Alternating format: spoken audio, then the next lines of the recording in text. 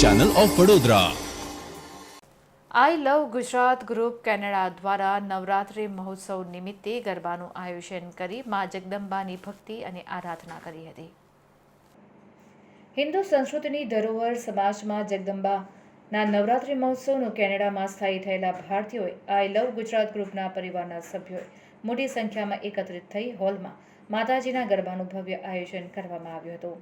માતાજીના ગરબાની રમઝટ બોલાવવા માટે કેનેડામાં પ્રખ્યાત સિંગર ભારતીબેન દરજી તથા જીતેન્દ્રભાઈ નાયકને બોલાવવામાં આવ્યા હતા.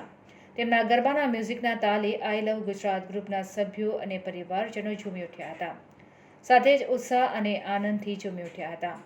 આઈ લવ ગુજરાત ગ્રુપ આપણી સંસ્કૃતિના દરેકે દરેક તહેવારનું આયોજન કરતું આવ્યું છે અને આનંદ ઉલ્લાસપૂર્વક ઉજવણી કરે છે. ત્યારે આ પ્રસંગે વિસ્તારના ધારાસભ્ય હરદીપજી આઈ લવ ગુજરાત ગ્રુપના આમંત્રણને માન આપીને ખાસ પધાર્યા હતા અને ગરબે પણ ઘૂમ્યા હતા.